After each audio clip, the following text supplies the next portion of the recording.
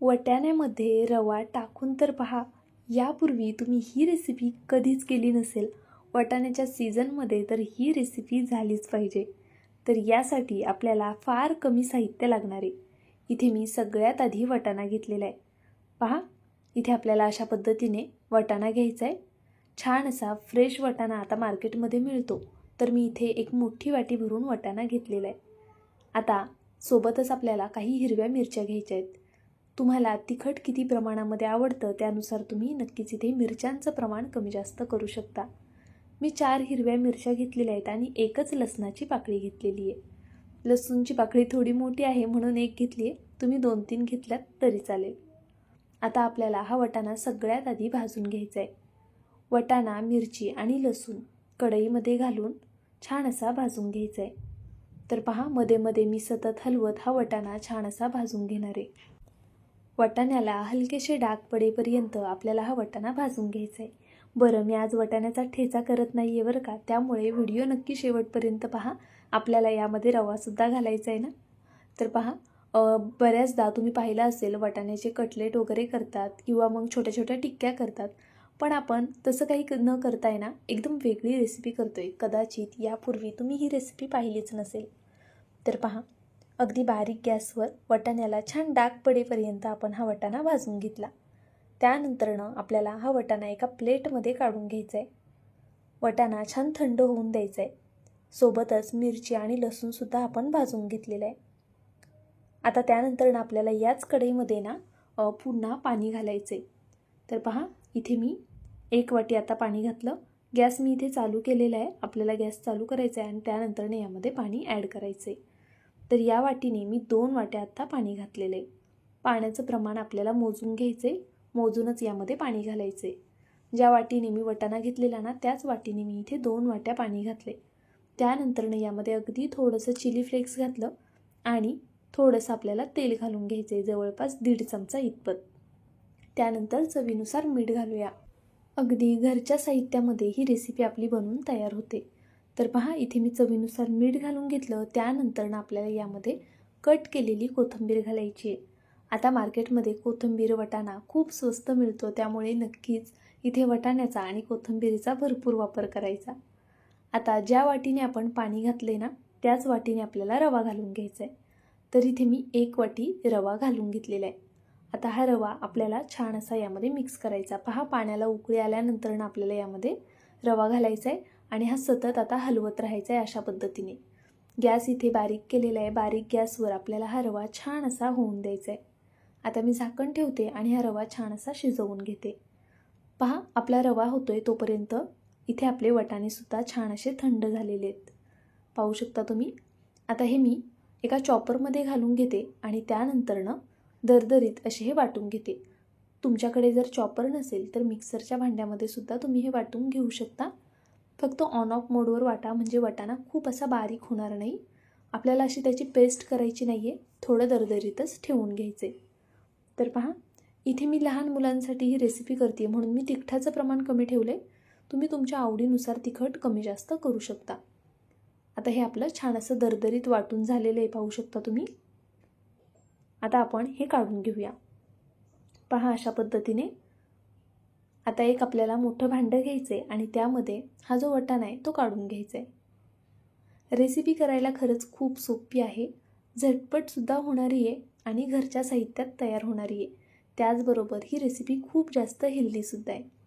आता या वाटाण्यांसोबतच ना तुम्ही गाजरसुद्धा भाजून घेऊ शकता आणि ते सुद्धा असं मिक्सरमधनं किंवा चॉपरमधनं फिरवून घेतलं तरी चालणार आहे.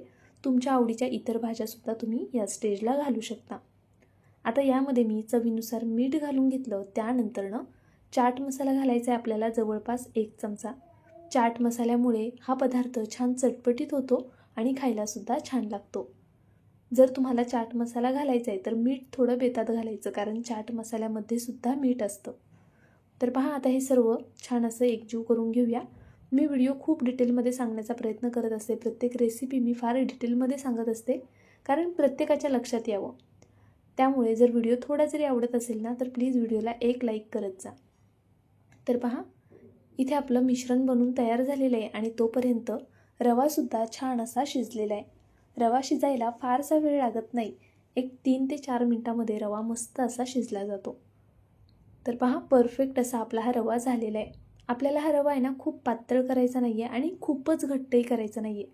अगदी व्यवस्थित असा हा रवा आपला बघा तयार झालेला आहे. आता तुम्ही लहान मुलांना असाच हा उपमा म्हणून सुद्धा देऊ शकता, पण आज ना आपण यापासून खूप भन्नाट वेगळी अशी रेसिपी करतोय.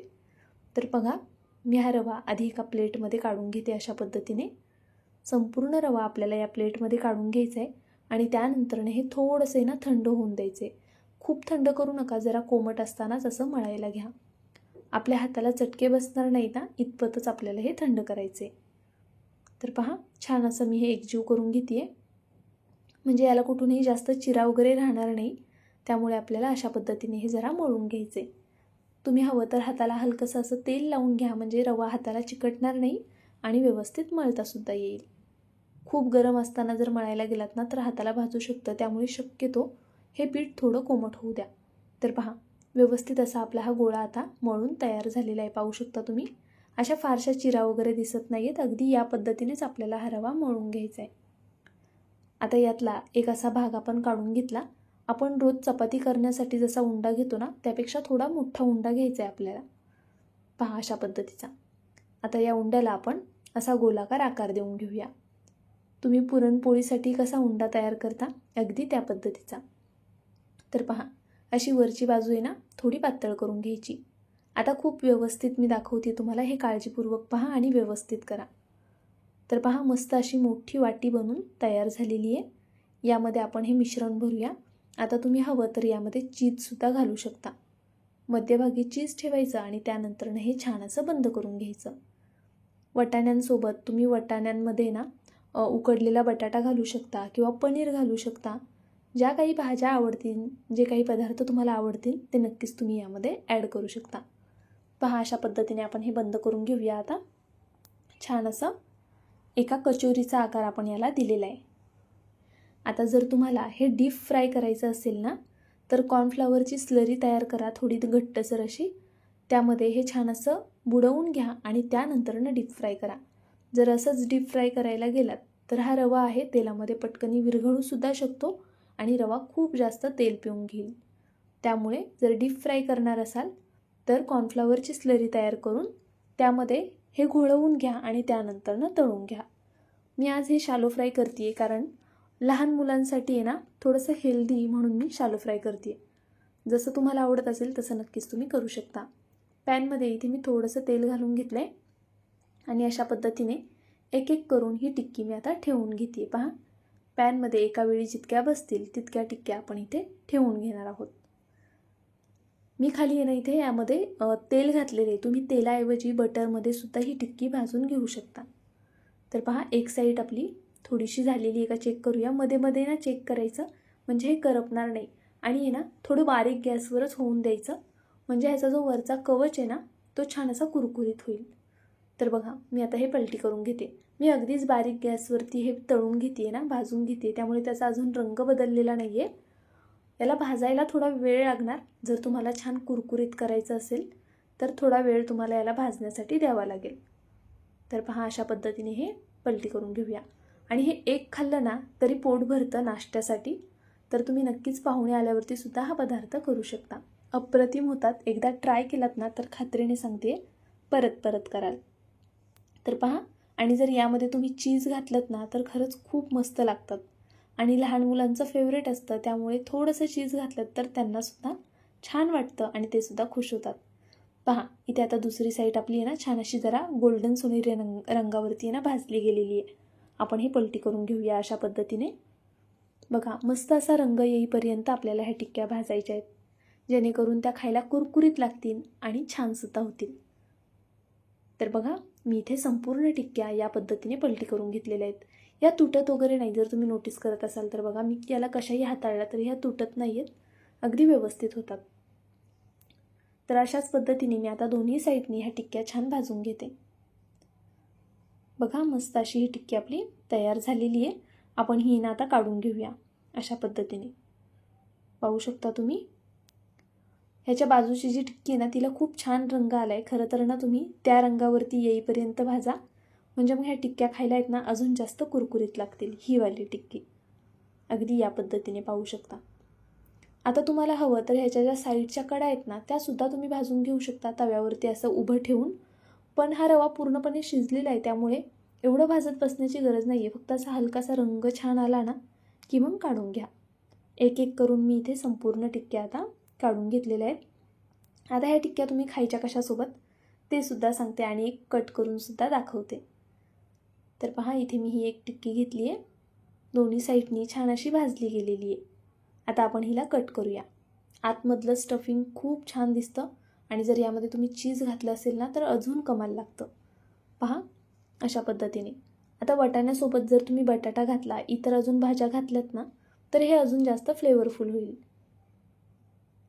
ही रेसिपी आहे ना तुम्ही नक्की ट्राय करा आणि कोणत्याही प्रकारच्या चटणीसोबत तर खाऊ शकताच, पण केचपसोबतसुद्धा खाऊ शकता. अगदी काहीच नसेल ना तर हे नुसत्याच खाल्ल्यात तरीसुद्धा छानच लागतात. कारण आपण यामध्ये ना मिरची वगैरे वापरलेली आहे त्यामुळे. लहान मुलांसाठी करत असाल ना तर थोडासा केचप दिलात किंवा मग पुदिन्याची कमी तिखट चटणी केली तरी चालेल.